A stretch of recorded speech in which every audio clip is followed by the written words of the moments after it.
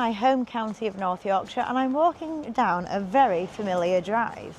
That is because I've come to my parents' house and I want you to meet my dad, who is a huge classic car enthusiast with a very impressive collection. But we're here today to talk about one car and one car only. It's a very special car to my dad and let's meet him.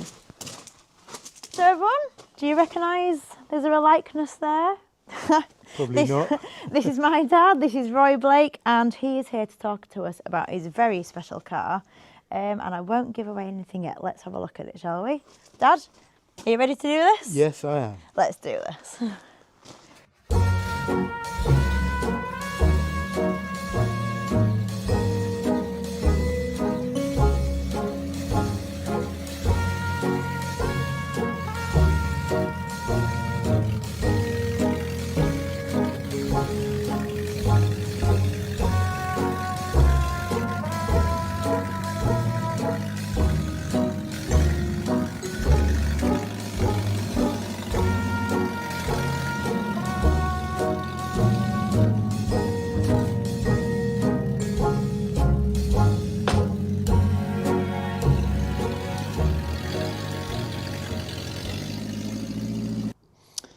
Okay, well, where do we start?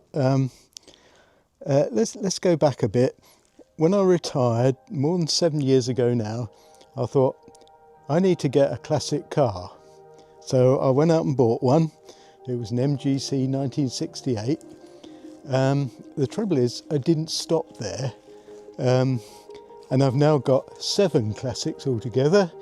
And I thought today we'd talk about this one, this Morris 8, because that's my oldest classic.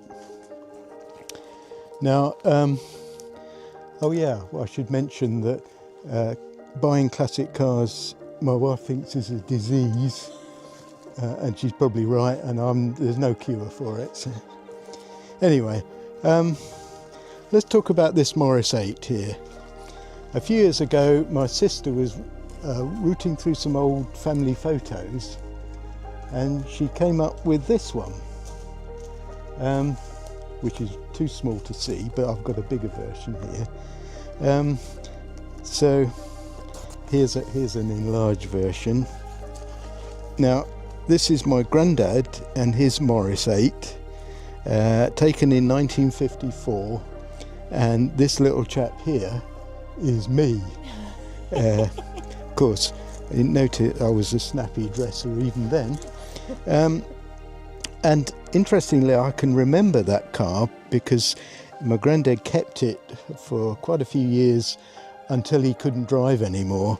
And so I can remember being in it and travelling around in it. And then I thought, well, as part of my classic car collection, I need to get a Morris 8.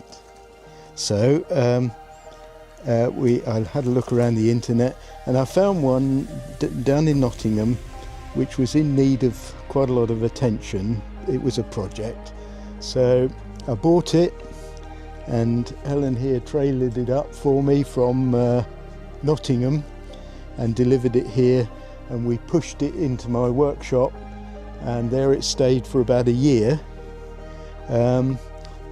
whilst I did the repair work on it. It wasn't a runner. It needed a lot of work on the engine and the electrics and the brakes and various other bits and bobs, particularly the fuel tank, which was, there was so much muck in the fuel tank you could have grown mushrooms in there. So I had to get the fuel tank completely refurbished, but did all that. And after about 18 months, it was back on the road again. And since then, I've taken it to shows and used it about a bit. It's still a project. There are still things that need to be done to it.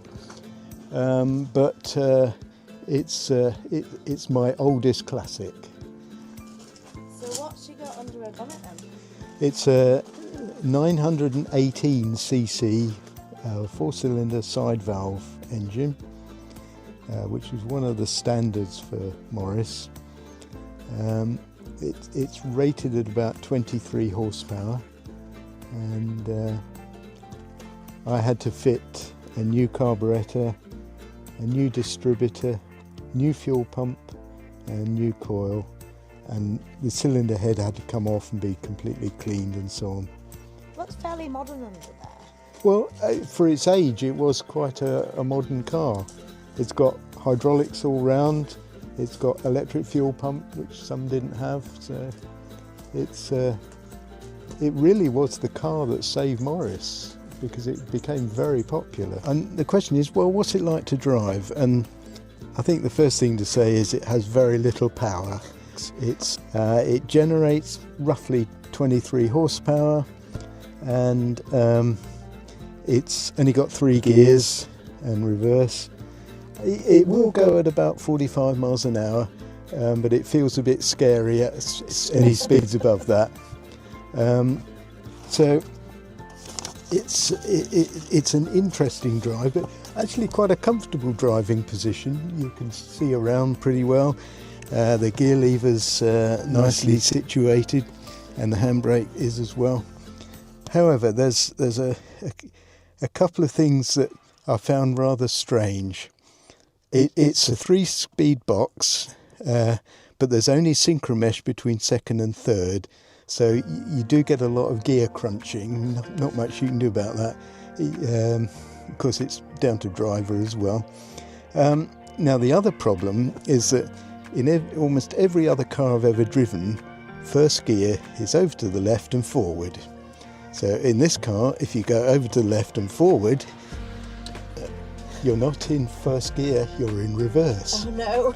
So you come to a junction and you automatically just go to the left and forward to pull away, ready to wait for your clearance of the traffic. And what happens is you go backwards. So I have to tell myself every time, first gear is down, not up. Because every other car I've ever driven is different to that. So the other thing I did is fit flashing indicators to it, because you need to make sure people know where you're going or where you intend to go. So we've got flashing indicators. It also has trafficators. Most people have never seen trafficators, so they don't know what they do. And I'm thinking, I want people to know if I'm trying to turn right or something. So I've also fitted an engine temperature gauge and a voltage gauge, because when they were built they didn't have either of those. It did have an ammeter, which still works, which tells you when the battery is being charged. Oh, the other thing to mention is I had to replace all the floorboards with the original floorboards were kind of woodwormy. You've got an old car when it's got woodworm. But they were originally 3/8 plywood, so got some 3/8 ply, cut them to shape, and now I've got new floorboards.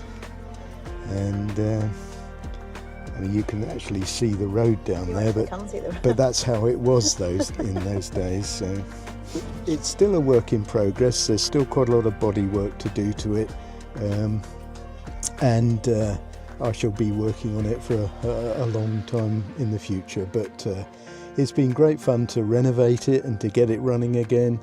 And one of the things I found really surprising is you can still get a huge number of spare parts for it, like brake cylinders and engine parts. You can still get them from specialist suppliers, but they're available, which is amazing. Bear in mind it's a 1936 car. So there's still a big following for cars of this age? Oh yeah, there is. I mean, they're not worth a lot because the price of pre-war cars isn't very high now. But for enthusiasts, they're great cars to work on. What I do remember from when I was little is I sat in my granddad's Morris 8, and there are 2 noises I remember. One was the engine induction noise, which is like a sucking noise, And as soon as I started this one up, it's like, oh yes, I remember that. Oh. And also the whine from the transmission, because I used to sit in the back and could hear that, and it's like, yes, I remember that. So some things, it's amazing how some memories just come back. So That is absolutely lovely to hear. Yeah. But all those years ago, because how old? So how old were you in that photo? 3. 3 years old. But my memory goes further forward than that. Sort of, I don't know. I'd be about 7 or 8 or something. And all these sights and sounds you just remember like that. Yeah. from Oh all yeah. those years ago. That induction noise I can remember very clearly. Wow. Because it's like a sort of sucking noise when the engine's drawing air in. Now later models they put an air filter on to reduce that, but the earlier models like this one they didn't bother. Right, Dad, what does the Morris 8 mean to you personally? It brings back lots of memories from when my granddad had a Morris 8. Now, I can remember being in it and listening to it and being driven in it. So yes, it's. I mean, my granddad died. I don't know. It must be 50 years ago now. So it's a nice memory to have. Lovely. How long did it take you to find your Morris 8? A few months, I think, because we found one. Do you remember Adrian? Yes. He'd got one, and I offered to buy it off him, and for some reason or other, the email got lost or something. So, in the end, I didn't do that. I didn't follow up that one, and eventually found one that we bought in Nottingham on the internet. Nottingham Classic Cars, something like that. And it's basically just a couple of guys who are retired. They buy in various classic cars and resell them. I think they go to auctions or get them from somewhere.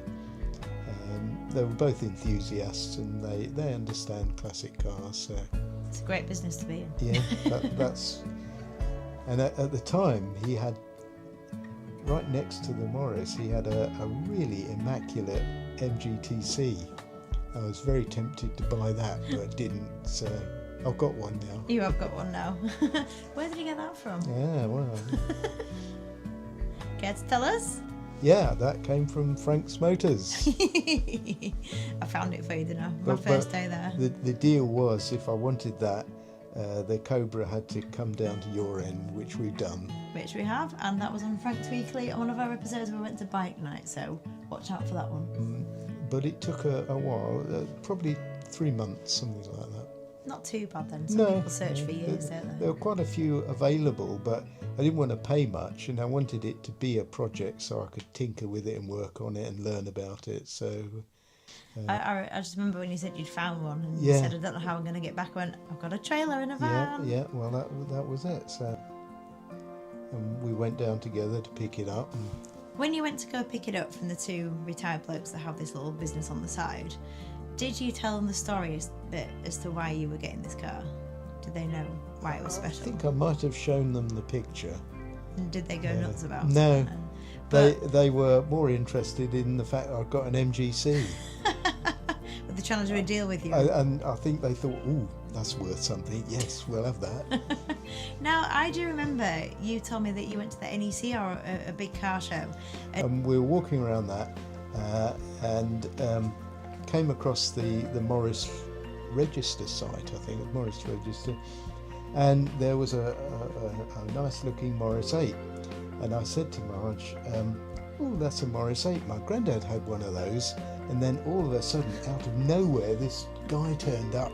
He said, oh, please tell us about that. He was a nutter, I think. So anyway, Enthusiast. but I had that picture on my phone and I showed him that and he went berserk. Oh, you've got to write an article about this.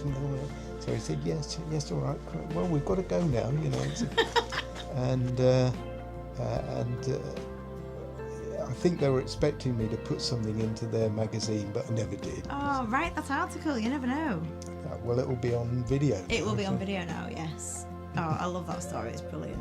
Did it feel like you were stepping back into like a piece of family history when you got that car? Yes, I think it did, yeah. And I mean, family history, but also history itself. I mean, you know, when that car was built, it was during the abdication crisis, you know, when the king abdicated and his brother had to take over the throne, so that was big news at that time.